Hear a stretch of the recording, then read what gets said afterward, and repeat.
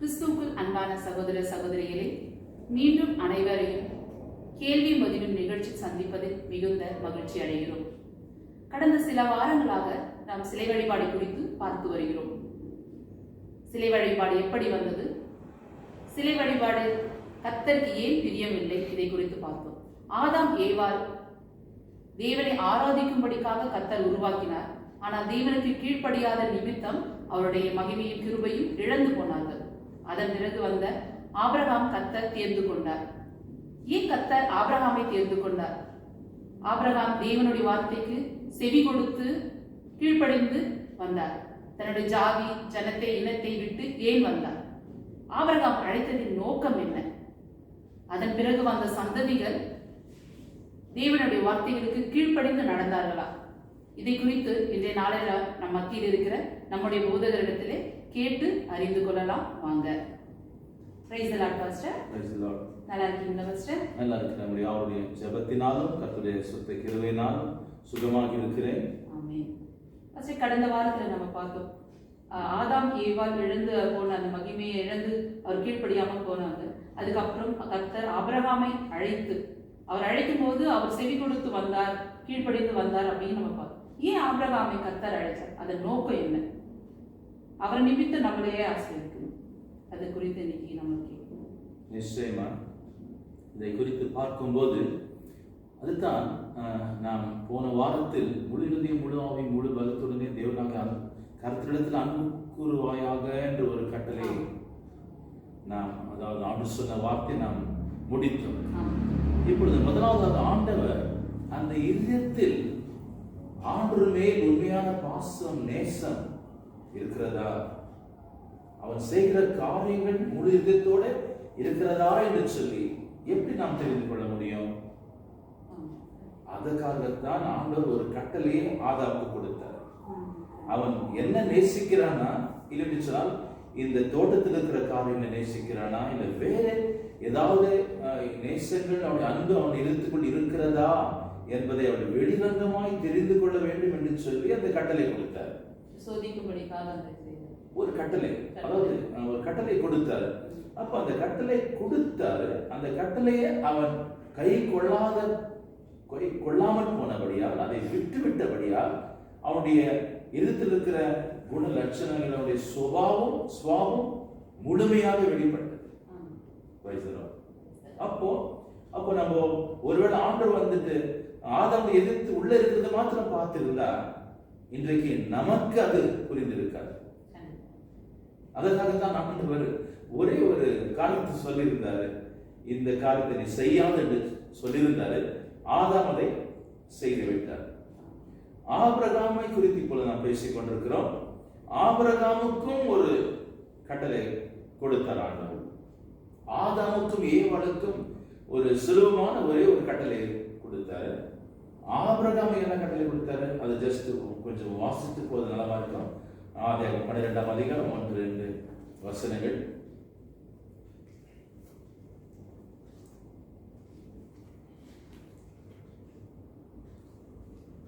கர்த்தர் ஆபிரகாமை நோக்கி, நீ உன் தேசத்தையும் உன் இனத்தையும் உன் தகப்பனுடைய வீட்டையும் விட்டு புறப்பட்டு நான் உனக்கு காண்பிக்கும் தேசத்துக்கு போதும்.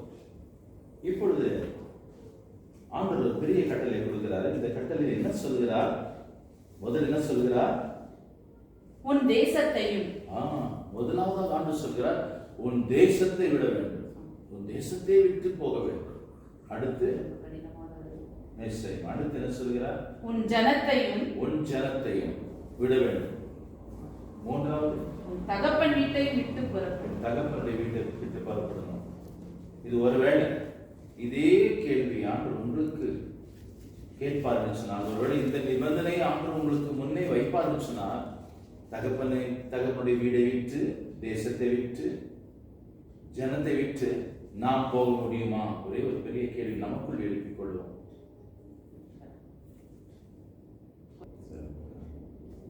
கண்டிப்பா என்னால முடியாது. கண்டிப்பா இந்த இது வந்து கடினமான ஒரு கட்டளையா இருக்கு.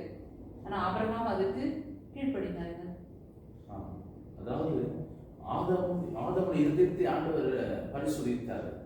அதாவது நீ இதயத்துக்குள்ள என்ன இருக்கிறது, இவன் மெய்யாகவே என்னை நேசிக்கிறானா இல்லையா என்பதை செயல்முறையில் இன் ஆக்ஷன் கிரியைகள் மூலமாய் அவன் அதை வெளிப்படுத்த வேண்டும் என்று சொல்லி ஆதாம் கிட்ட ஆண்டு எதிர்பார்த்தாரு. அவன் தவறிவிட்டான். மறுபடியும் ஆபிரகாம் அண்டை ஆண்டு வருகிறாரு.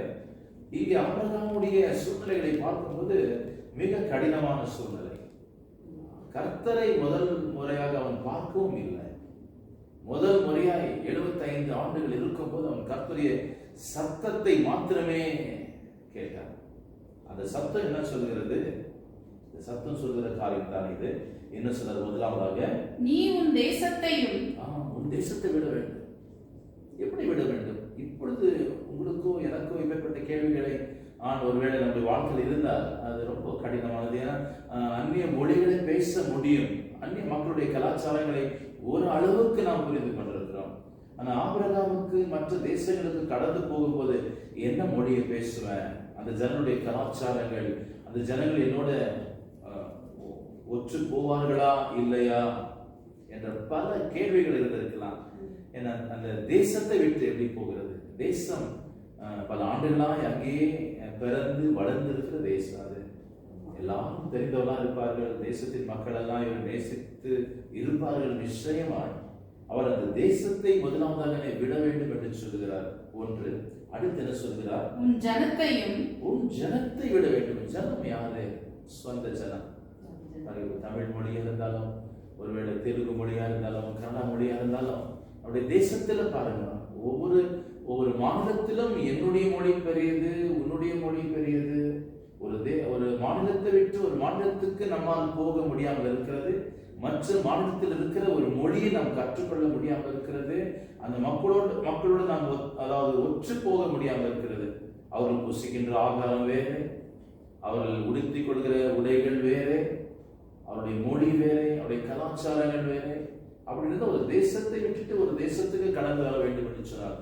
அவருடைய ஜனத்தை விட்டு சொந்த பந்தங்களை, சொந்த ரத்த சம்பந்தமான மக்களை விட்டு வர வேண்டும் என்று சொன்னால் ரொம்ப கடினமான காரியத்தை. 2. மூன்றாவது ஒரு காரியத்தை சொல்கிறார். தகப்பனுடைய வீட்டையும் விட்டு புறப்பட்டு 2 காரியங்களும் விட்டு விடலாம். ஒருவேளை தகப்பனுடைய வீடை, எந்த காலத்தின் மக்களுடைய நினைவுகள் எண்ணங்கள் வித்தியாசமா இருக்கிறது. நான் அதிகமான அடிக்கடி நான் சொல்ல வேண்டிய காரியம் என்ன சொன்னால், பழைய காலத்தில் இருந்த அன்பு இந்த இப்பொழுது இருக்கிற இந்த காலத்தில் அந்த அன்பு இல்லை என்று சொல்லுவேன். நான் ஜனங்கள் சொல்லுவாங்க, இல்லையே அன்பு ஒரே மாதிரி தான் இருக்கிறதுன்னு சொல்லி ஒரு விளக்கத்தை கொடுக்கிறேன். நான் ஒரு 25-30 வருஷம் 30 ஆண்டுகளுக்கு பின்னே நாம் குடித்த பால், அதாவது உபயோகித்த பால் இன்றைக்கும் பாலாகத்தான் இருக்கிறது. ஆனால் அந்த பாலுடைய சுவை, ருசி எல்லாம் மாறி போனது. அது பால் தான். அப்படியாகத்தான் அன்பும் அன்பாகத்தான் இருக்கிறது. ஆனால் அது அன்பில் ஒன்றும் இல்லாமல் மாறி இருக்கிறது. அப்பொழுது அந்த காலத்தில் இருந்த ஜனங்கள் தாய் தகப்பனுக்கு ஒரு பெரிய பதவியை கொடுத்திருந்தார்கள். தாய் தகப்பன் சொன்ன வார்த்தைகளுக்கு முழுமையாக அவர்கள் கீழ்ப்படிவார்கள். அப்பொழுது யோசித்திருக்கலாம், நேசித்து நான் வளர்த்த தகப்பனை விட்டு நான் எப்படி அந்நிய தேசத்துக்கு நான் கடந்து போவது என்று சொல்லி. 1. இப்பொழுது தொலைபேசி மூலியமா, போன் மூலியமா, லெட்டர் மூலியமா ஏதாவது தொடர்பு கொள்ளலாம். நான் இப்படி இருக்கிறேன், நான் அப்படி இருக்கிறேன்னு சொல்லி இவர் இங்க விட்டுட்டு போனாங்கன்னா மறுபடியும் இங்க என்ன நடந்தாலும் அவருக்கு தெரியாது. அவருடைய தாயுடைய மரணம் சம்பவித்திருக்கலாம், தந்தையுடைய மரணம் சம்பவித்திருக்கலாம், சொந்த பந்த மக்களுடைய மரணங்களும் சம்பவித்திருக்கலாம். ஆனால் இந்த எல்லா கட்டுப்பாட்டை விட்டு அவர் நேசத்தை, பாசத்தை, அன்பை விட்டு தேசத்தை முழுமையாய் தகவனுடைய வீடை விட்டு முழுமையாய் வெளியே நீ புறப்பட்டு போ என்று சொல்லி கற்றுக் கொடுத்த கட்டளை. அவருக்கு 75 வயதுல கடந்து வந்தாலும் சொன்னீங்க. 75 வயசுன்றது ரொம்ப புதிய வயது தான். அந்த வயதிலும் அதுவும் தேவன் யாருன்னு தெரியாது, அவருடைய சத்தத்தை மாத்திரமே கேட்டிருக்கிறாரு சொல்லி. அப்ப இதுக்கு மாத்திரம் அவர் செவி கொடுத்து வந்திருக்கிறாருன்னா பெரிய விஷயம். பெரிய விஷயம். கர்த்தர் கண்டிப்பா அது கர்த்தர் அதுக்கு அவரையே தேர்ந்தெடுக்கணும். அதுக்கு அங்கிருந்து நிச்சயமா அதான் ஆதாமுக்கு ஒரு பரீட்சை கொடுத்தார். ஒரு பரீட்சை என்று சொல்வது நலமா இருக்கும். ஆதாமுக்கு ஒரு பரீட்சை ஆண்டு கொடுத்தார். அந்த பரீட்சையில் அவன் ஃபெயில் ஆயிட்டான், அவன் தோற்று போனான். அதில் அவன் அதாவது ஜெயிக்கவில்லை. கொடுக்கப்பட்ட அந்த காரியத்தில் அவன் விழுந்து போனான். அடுத்து அப்பேற்பட்ட அதை பார்க்கும் பெரிய ஒரு நிபந்தனை, ஒரு கட்டளை ஆபிரகாமுக்கு ஆண்டவர் கொடுக்கிறார். இதை குறித்து பார்க்கும்போது ஆபிரகாம் ஓடு ஆண்டவர் பேசின காரியங்களை குறித்து தாய் தகப்பன் இடத்துல கூட ஆலோசிக்கல. இப்படி ஆண்டவர் சொல்லியிருக்கிறாரு, நான் இப்படி போக போறேன், நான் அவளெல்லாம் விட்டுட்டு போறேன்னு சொல்ல. அப்போ கர்த்தருக்கு கீழ்ப்படுகிற விஷயத்துல ஆபிரகாமுடைய எதிர்த்துல வேதம் சொல்கிறது, ஆண்டவரை ஆபிரகாம் விசுவாசித்தார். ஒன்று, முதலாவதாக முழுமையாய் விசுவாசித்தார். அப்போ ஆண்டவர் சத்தத்தை கேட்ட உடனே இந்த 3 காரியங்களை விட்டு நான் சொல்லுகிற தேசத்தில் நீ புறப்பட்டு போ என்று சொன்ன இந்த பெரிய ஒரு கட்டளை, அதை பார்த்து அவன் உடனே அவனுடைய வார்த்தைக்கு கீழ்ப்படைந்து அவருடைய இனத்தையும் தேசத்தையும் தகப்பனுடைய வீட்டையும் அவர் தாய் தகப்பன் செய்து கொண்டிருந்த அந்த தொழிலை விட்டு போகிறதை குறித்து அவன் யோசிக்கவில்லை. அதற்கு கீழ்ப்படைந்து ஆண்டவரை அவன் முழுமையாய் விசுவாசித்தபடியால் வேதம் சொல்கிறது, அவன் ஒரு பரதேசியாய் தேவனுடைய வார்த்தை மேல் விசுவாசம் உள்ளவனாய் அவன் சஞ்சரித்து புதிய தேசத்துக்கு கடந்து போனான். கர்த்தர் அவருக்கு காணவும் இல்லை, அவருடைய சத்தத்துக்கு மாத்திரம் செவி கொடுத்து அவருடைய வார்த்தை கீழ்ப்படிந்து தன் தேசத்தை விட்டு கடந்து போனார். அதுக்கு பிறகு என்ன? அதுதான் அதுக்கு பிறகு ஆண்டவர் இந்த ஆபிரகாமை குறித்து 3 காரியம் சொல்கிறார். அடுத்து இந்த நிபந்தனை வைத்த பிறகு அடுத்து சொல்கிறார், 2வது 3வது வசனத்தை மறுபடியும் சொல்கிறார் ஆண்டவர். நான் உன்னை பெரிய ஜாதியாக்கி உன்னை ஆசீர்வதித்து உன் பெயரை பெருமைப்படுத்துவேன். போதும், அப்படி வச்சுக்கிறேன் வசனத்தை. அவர் சொல்றாரு, இந்த என்னுடைய வார்த்தைக்கு நீ கீழ்ப்படிந்தால், என்னுடைய வார்த்தைக்கு நீ செவி கொடுத்தால், அன்றைக்கு நான் ஆதாமோடு பேசினேன், ஆதாமனுடைய வார்த்தைக்கு செவி கொடுக்கவில்லை. இன்றைக்கு உனக்கு முன்னே வைத்திருக்கிற இந்த கட்டளைகளுக்கு நீ என்ன பண்ணணும்? செவி கொடுத்து விசுவாசித்து முடிந்ததோடு என்ன நீ ஏற்றுக்கொண்டு என்னை பின்பற்றி வந்தால், நான் சொன்ன கட்டளையை நீ முழு மனதோடு ஏற்றுக்கொண்டு அதற்கு நீ கீழ்ப்படிந்தால் நான் என்ன செய்வேன் சொல்கிறார்? நான் உன்னை பெரிய ஜாதியாக்கி, முதலாவது சொல்கிறார், நான் உன்னை பெரிய ஜாதியாக்குவேன். அடுத்து உன்னை ஆசீர்வதித்து உன் பெயரை பெருமைப்படுத்துவேன். பெயரை நான் பெருமைப்படுத்த 3 காரியங்கள், இன்னும் காரியங்கள் சொல்கிறார். 3 காரியங்கள் முதலாவது நாம் தியானத்துக்கு எடுத்துக்கொள்வோம். அப்பொழுது ஆதாமுக்கு ஆண்டவர் சொன்ன காரியங்களை ஆதாம் விட்டுவிட்டார். அடுத்து ஆபிரகாமிடத்தில் வரும்போது ஆபிரகாமுக்கு முதலே ஆண்டவர் ஆசீர்வாதத்தை கொடுக்கவில்லை. ஏதோ ஒரு ஆசீர்வாதம் அவனுக்கு இருந்தது. இருந்தால் ஆண்டவர் சொல்கிறார், இந்த கட்டளைகளை நீ கை கொண்டு இவர்களை பின்பற்றி நீ கடைபிடிக்கும் போது இந்த ஆசீர்வாதங்கள் உன் மீது வரும். என்னுடைய வார்த்தைக்கு நீ கீழ்ப்படியும் போது இந்த ஆசீர்வாதம் வரும்னு சொன்னார். முதலாவது என்ன சொல்கிறாரு? உன்னை பெரிய ஜாதியாக்கி உன்னை ஆசீர்வதித்து உன் பெயரை பெருமைப்படுத்துவேன். நீ ஆசீர்வாதமாய் இருப்பாய். நீ ஆசீர்வாதமாக இருப்பாய். உன் பேரை என்ன பண்ணுவேன்?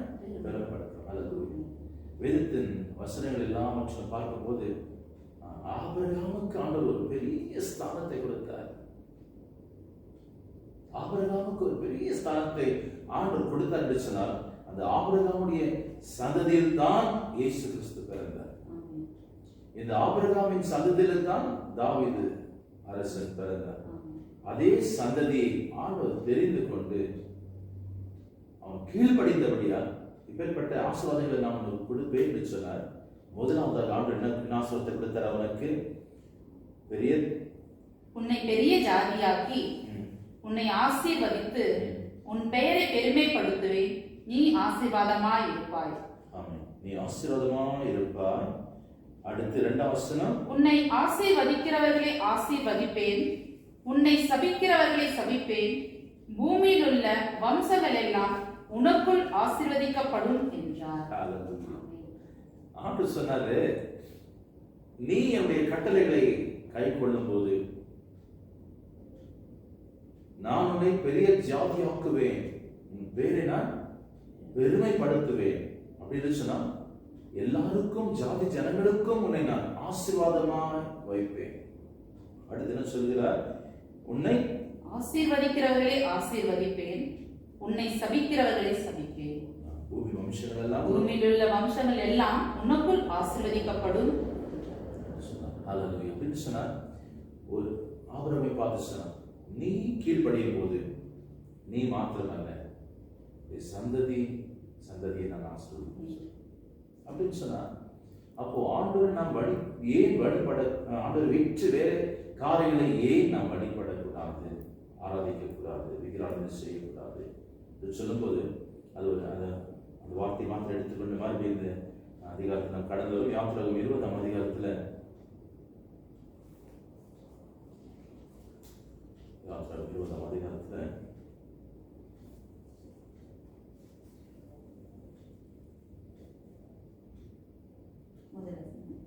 4ஆம் வசனம்,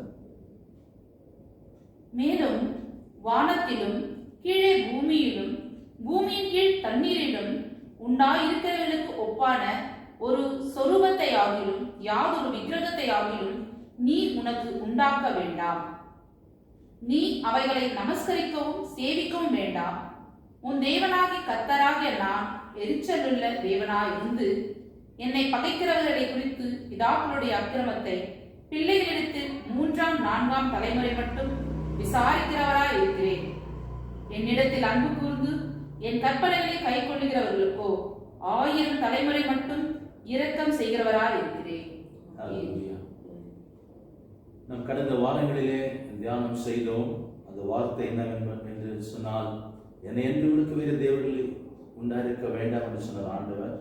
அடுத்து ஆண்டவருக்கு பதிலாக நாம் வேறொரு தேவர்களை உருவாக்கி கொண்டு, ஏதாவது நமக்கு இஷ்டம் போல சிருஷ்டியையோ இல்லை ஏதோ ஒரு காரியத்தை உருவாக்கி கொண்டு நாம் ஆராதிக்கும் போது ஆண்டவர் சொல்கிறார், என்னால் அதை சகித்து கொள்ள முடியாது. நான் எப்படிப்பட்டவர்? எரிச்சல். நான் சொன்னேன், அதே ஒரு மனைவி பதிலாக இன்னொரு மனைவியை திருமணம் செய்து கொண்டால், ஒரு கணவனுக்கு பதிலாக இன்னொரு கணவனை திருமணம் செய்து கொண்டால், அந்த மனைவியால அந்த கணவனால இந்த காரியத்தை அவர்கள் இந்த ஊடகத்தில் அவர்கள் உயிர் இருக்கிற வரைக்கும் சகித்துக் கொள்ள முடியாது. அப்போ இது சின்ன விஷயம் இது அப்படின்னு சொன்னால், இந்த உலகத்துக்கும் வானத்துக்கும் பூமிக்கும் எஜமானா இருக்கிற தேவன் எல்லாவற்றையும் நமக்கு அவர் கொடுத்து எல்லாவற்றையும் ஆண்டு கொள்வீர்களாக என்று சொல்லி எல்லாவற்றையும் பாதத்தின் கீழ் கொடுத்து என்னை மாத்திரமே நீங்கள் ஆராதிக்க வேண்டும் என்று சொல்லியிருக்கிறார். அவர் சொல்கிறார், ஒரு வேளை நீங்கள் வேற யாராவது நீங்கள் ஆராதித்தால் 3ஆம் வசனம் 5ஆம் வசனம், நீ அவர்களை நமஸ்கரிக்கவும் சேவிக்கவும் வேண்டாம். உன் தேவனாகிய கர்த்தராகிய நான் எரிச்சலுள்ள தேவனாய் இருந்து என்னை பகைக்கிறவர்களை குறித்து பிதாக்களுடைய அக்கிரமத்தை பிள்ளைகளிடத்திலும் 3ஆம் 4ஆம் தலைமுறை மட்டும் விசாரிக்கிறவராய் இருக்கிறேன். நான் நினைக்கிறோம் சிலை வடிகிற காரியங்கள், விக்கிரகங்கள் ரொம்ப சுலபமா எடுத்துக்கிறோம். ஆனா ஆண்டவர் அதை தீவிரமாய், அதை ரொம்ப சூக்ஷ்மமாய், அதாவது ஒரு சகித்து கொள்ள முடியாத தேவனுக்கு ஒரு எரிச்சல் அடைகிற ஒரு அவருடைய சுபாவத்தை மாற்றி விடுகிற ஒரு காரியம் இருக்கிறார்கள். அவர் சொல்லுகிறார், நான் எப்படிப்பட்ட தெய்வம்? அப்போ கணவனை மனைவியை கணவன் இந்த விதத்துல அவர்கள் ஒற்று போகாது இருக்கும் போது, அவர்களும் பயங்கர எரிச்சல் அடையும் போது ஆண்டவர் சொல்கிறார், என்னை என்று நீ வேற யாரையும் ஆராதிக்க கூடாது. அப்படி வழிபட்டால் நான் எப்பேற்பட்ட தெய்வம்? எரிச்சல் அப்படின்னு சொன்னா, இந்த இடத்துல இந்த விஷயத்துல நான் சகித்து கொள்ள முடியாது, காம்ப்ரமைஸ் ஆக முடியாது, அட்ஜஸ்ட் பண்ணிக்க முடியாது. ஒருவேளை கணவன் மனைவி சொல்லலாம், இந்த 2வது கல்யாணம் பண்ணிட்டு இருக்கிறேன், ஒருவேளை உனக்கு மாதத்துக்கு நான் 10,000 கொடுத்துருந்தேன், உனக்கு ஒரு 30,000 கொடுக்குறேன், இது ஒரு நல்ல அழகான நெக்லஸ் வாங்கி தரேன், இல்ல ஒரு பெரிய கார் வாங்கி தரேன்னு சொன்னா அந்த மனைவி என்ன சொல்லுவா? ஒத்துக்க. ஏன்னா அந்த ஸ்தானத்தை விட்டு கொடுக்க யாருக்கும் விட்டு கொடுக்கவே முடியாது. கண்டிப்பா. அப்படி அதை பார்க்கிற மேலான தேவன் அப்படி ஸ்தானத்தை விட்டு கொடுப்பதே இல்லை. இந்த விதத்தில் அவர் விட்டு கொடுப்பதே இல்லை. கண்டிப்பா. அவர் சொல்கிறார், நான் எப்படிப்பட்டவர்?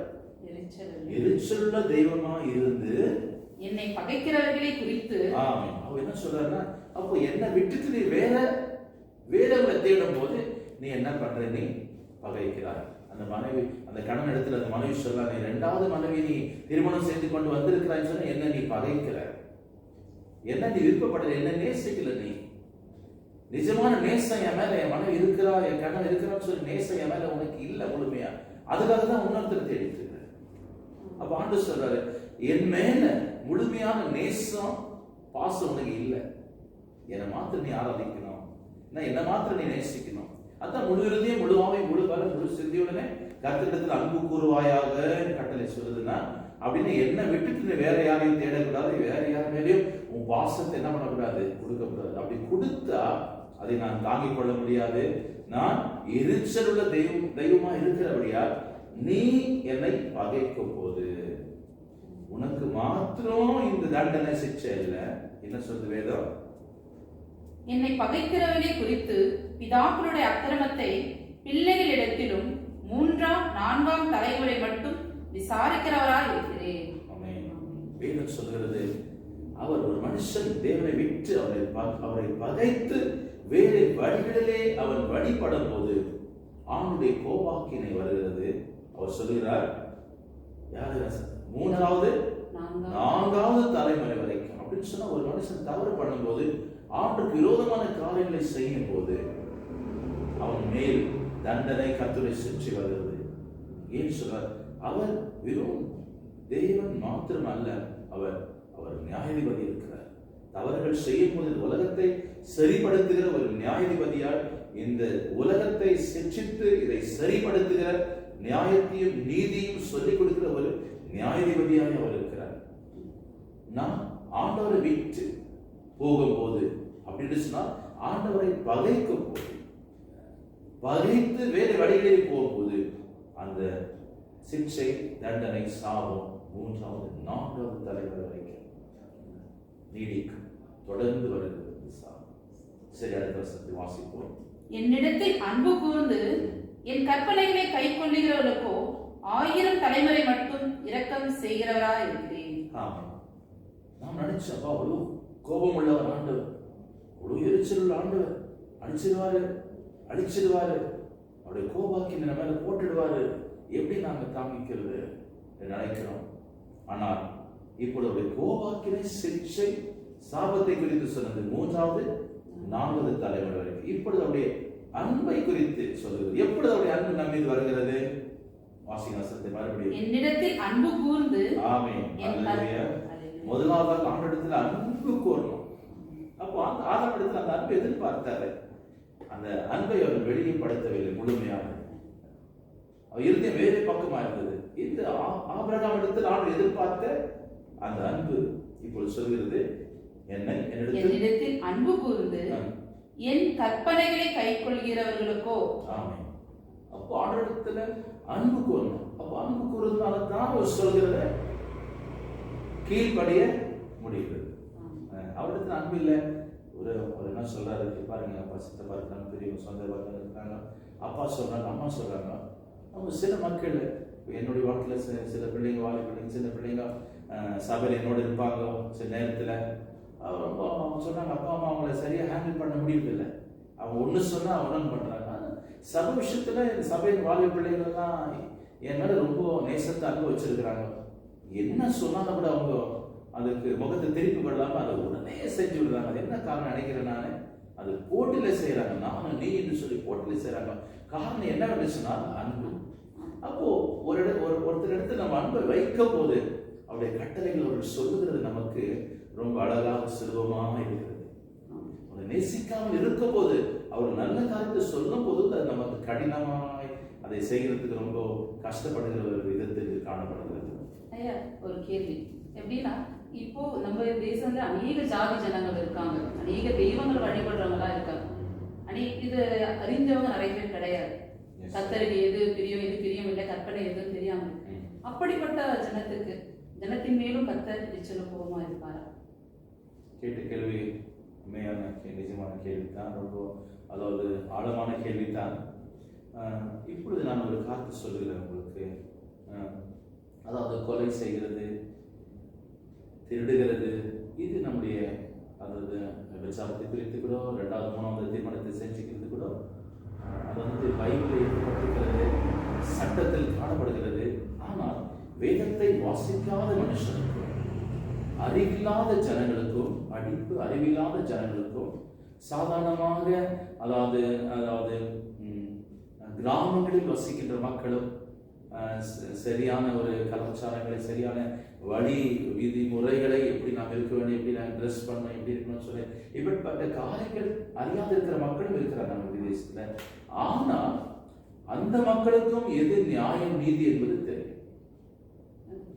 அதனால நியாயம் நீதி என்பது கிறிஸ்தவர்களுக்கு மாத்திரமல்ல, அது இஸ்லாமுக்கு சேர்ந்த முஸ்லிம் மக்களுக்கும், ஜெயின் மக்களுக்கும், சிக் மக்களுக்கும், இந்து மக்களுக்கும், ஒரு ஆப்பிரிக்காரனா இருந்தாலும், ஒரு இந்தியாக்காரனா இருந்தாலும், சைனாக்காரனா இருந்தாலும், எல்லா ஜாதி ஜனங்களுக்கும் நியாயம் நீதி என்பது நன்றாக தெரியும். அதனால எல்லா மக்களுக்கும் நியாயம் நீதி தெரிந்திருக்கிறபடியா வேதத்தில் காணப்படுகிற சட்டத்தின்படி, கட்டளைப்படி கர்த்தரை விட்டுட்டு, அதாவது சிருஷ்டி கர்த்தர் ஆண்டவரின் வேதம் சொல்வது. அப்போ சிருஷ்டி கர்த்தரை விட்டு எல்லாவற்றையும் உண்டாக்கி சிருஷ்டித்து, அந்த சிருஷ்டி நாயகன் சிருஷ்டி கர்த்தரை விட்டு நீயே சொந்த காரியங்களை நீயே ஏற்படுத்தி கொண்டு, நீ உருவாக்கி கொண்டு, நீயே அவர்களுக்கு வழிபட்டால் அது தேவனுடைய பார்வையில் அது யார் செய்தாலும் கூட அது தவறு. அதுக்கு ஒரு வசனத்தை கொடுப்பது நலமா இருக்குன்னு நினைக்கிறேன். ஹபக்குக்கு 2ஆம் அதிகாரம் 18-19 வசனம். ஹபக்குக் 2ஆம் அதிகாரம் 18-19 வசனம்.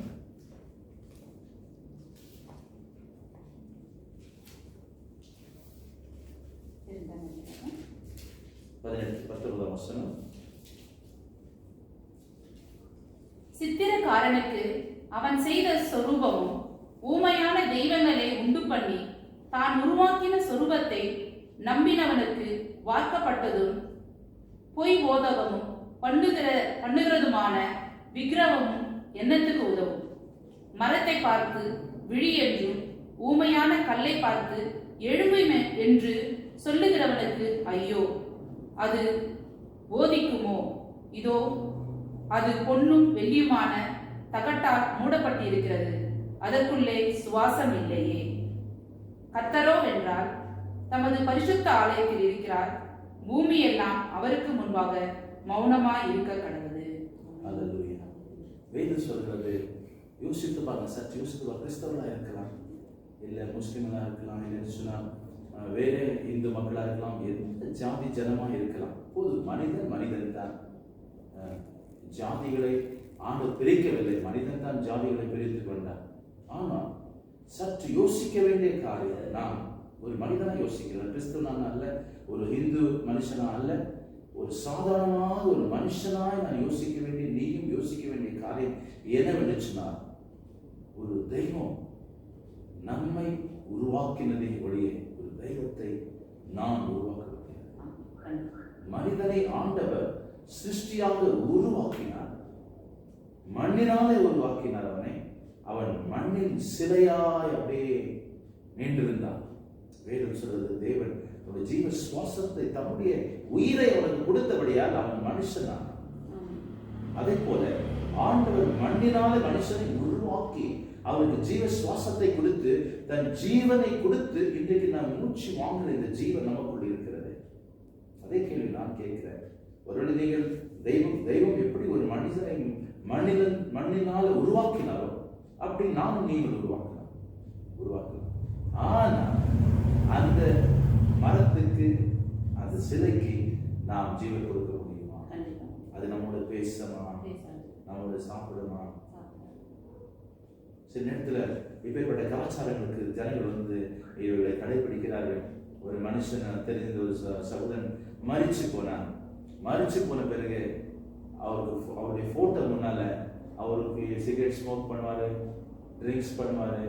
அவர் செத்துட்டு போன பிறகு இது எல்லாத்தையும் எடுத்துட்டு போயிட்டு என்ன பண்ணிட்டாங்க, அந்த போட்டோ முன்னால வச்சுட்டு இருக்கிறாங்க. அந்த போட்டோ மேல வச்சுட்டு பிறகு மறுநாள் பார்த்தா அந்த கிளாஸ்ல முழு கிளாஸ்ல சாராயத்தை ஊத்தி இருந்தாங்க, பிராண்டி. மறுநாள் பார்த்தா அது பாதி கம்மியாயிட்டு இருக்குது. அதெல்லாம் பேசிக்கிறாங்க. இவர் தான் ஏஞ்சி வந்து இந்த சாராயத்தை இந்த பிராண்டியை குடிச்சிட்டு பாருன்னு நினைச்சாங்க. கடைசியில பார்த்தா அவன் வீட்டுல இருக்கிற அந்த பூனை பாதி பிராண்டி குடிச்சிட்டு. அப்படி உதாரணத்துக்கு என்ன சொல்கிறேன், சில மக்கள் மரித்தவர்கள் திருப்பி எழுந்து வருவார்கள் நினைக்கிறாங்க. மரித்தவருடைய சிலைகளை, அதாவது போட்டோக்களை, ஓவியங்களை வைத்து அவர்களை ஆராதிக்கிறார்கள். மரித்து போனவருடைய மனுஷனுடைய வாழ்க்கை முடிந்து போகிறது. அவன் மறுபடியும் உயிரோடு எழுந்திருக்க முடியாது. அப்படிதான் நாம் உருவாக்குகின்ற சிலையும் ஓவியம் சித்திரமும் அது எந்த விதமான கலையாயிருந்தாலும் அது ஒரு அழகை காண்பிக்கிறதாய் காணப்படலாம். ஆனால் அது செயல்படாது, நம்மோட பேசாது, நம்மோட உணவு புசிக்காது. அதுக்கு முன்னே ஜனங்க அது முன்னால ஒரு வாழைப்பழத்தையாக, ஒரு தேங்காய், ஒரு பிரியாணியாக ஏதாவது ஒரு உணவு வச்சுட்டார். அது 2 நாள் அந்த அதை தூக்கி விசாரிக்க வேண்டும், சாப்பிட வேண்டும். ஏன்னு சொன்னா அது புசிக்காது. அதான் வேதம் சொல்றது. தெய்வம் ஒரு மனுஷனை உருவாக்க முடியும், ஒரு சிருஷ்டியை உருவாக்க முடியும்.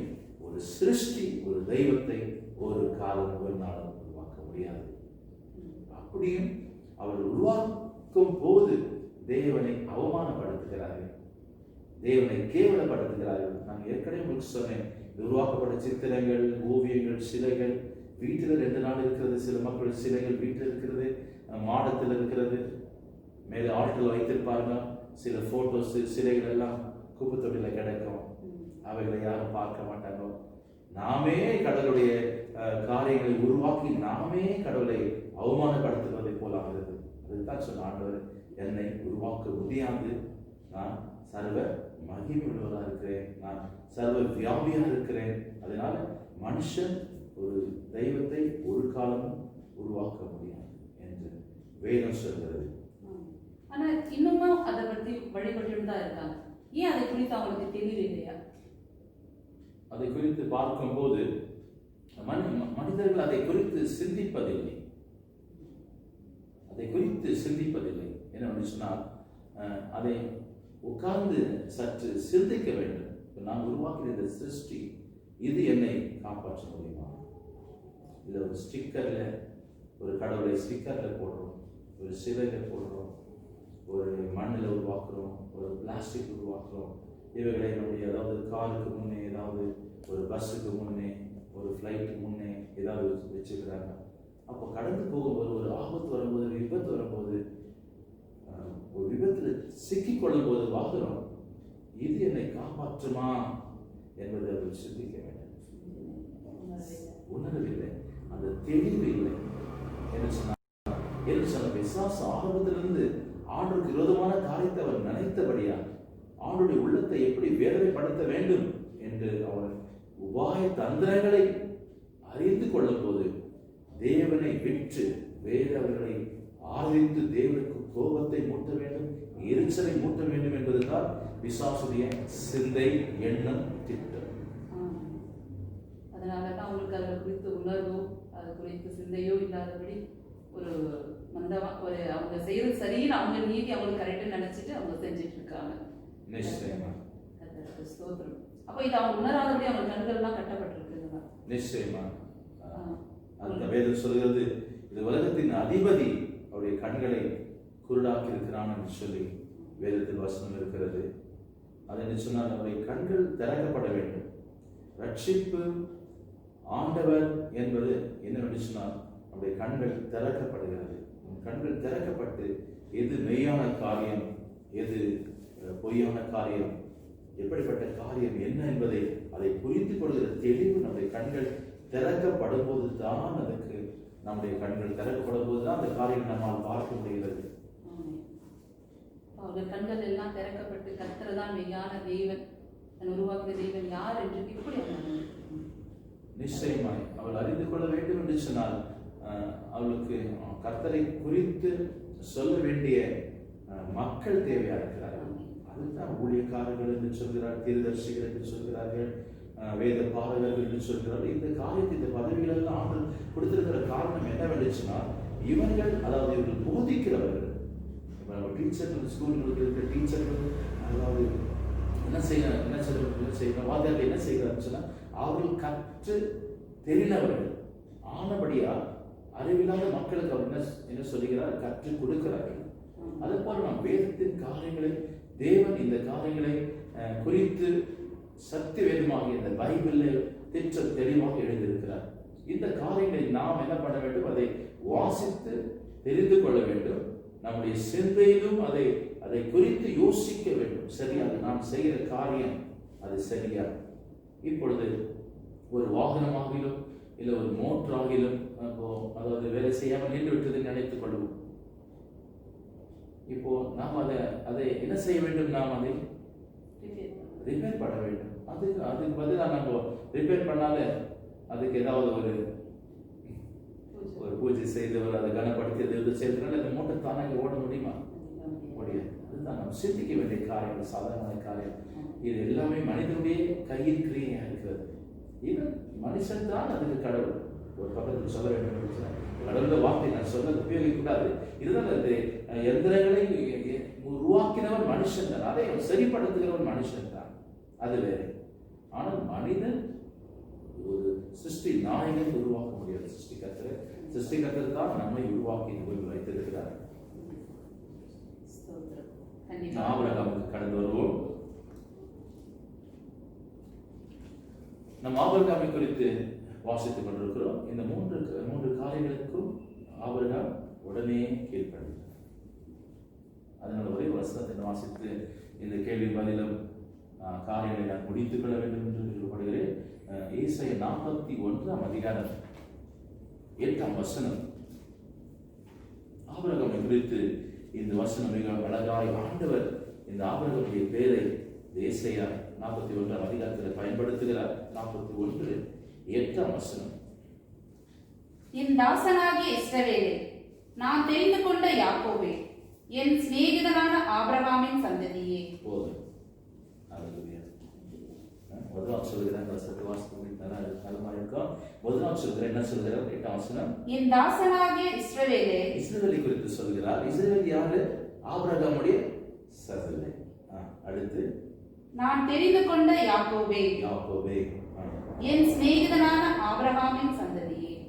இங்கே ஆண்டவர், அதாவது ஆபிரகாமுடைய சிநேகத்தை, ஆண்டவர் மேல் ஆபிரகாம் வைத்த அந்த அன்பை இங்கே வெளிப்படுத்துகிறார். என் சிநேகிதனாகிய ஆபிரகாமுடைய சந்ததி என்று சொல்லி, சிநேகிதன் பேசுவதை போல் தேவன் ஆபிரகாமோடு உறவாடினார். அவனுடைய வார்த்தைகளை அவன் உடனே கீழ்ப்படைந்து ஆண்டவர் சொல்லுகிறார். அவனுடைய வார்த்தைகள் மேல் எனக்கு விசுவாசம் இருக்கிறது. அவர் அழைத்தவர், அவர் உண்மையுள்ளவராக இருப்பார், அவர் பொய் சொல்ல மாட்டார், அதை நான் கடைபிடிப்பேன் என்று சொல்லி நேசித்தவுடைய கட்டளைகளை அவர் கடைபிடித்தவுடைய வாசித்த 20ஆம் அதிகாரத்தில் 4 வசனம் 5 வசனம் பார்க்கும்போது, அவரை நேசித்தவுடைய கற்பனைகளை கை கொள்ளும் இடத்தில் அவர் எத்தனை தலைமுறை? 1000.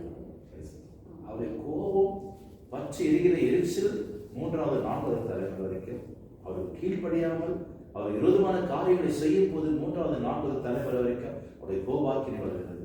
ஆனால் ஒரு மனுஷன் அவருக்கு கீழ்ப்படைந்து அவருடைய கட்டளைகளை கை கொள்ளும் போது, அவரை நேசிக்கும் போது, அவரை விசுவாசிக்கும் போது 1000 தலைமுறை.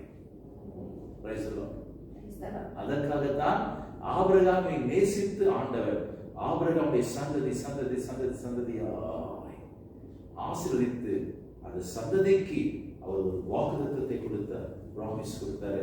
அந்த வாக்குத்தத்தம் சந்ததி வரைக்கும் இன்றைக்கும் இஸ்ரேல் மக்களுடைய வாழ்க்கையை அந்த வாக்குத்தத்தங்கள் நிறைவேறிக் கொண்டிருக்கிறது.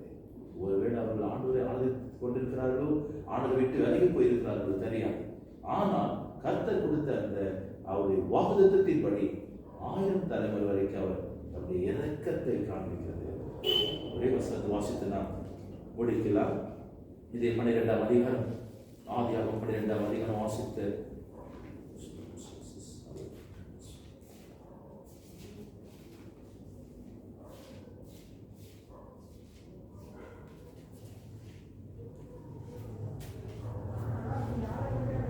4ஆம் வசனம் மாத்திரமே வாசிங்க.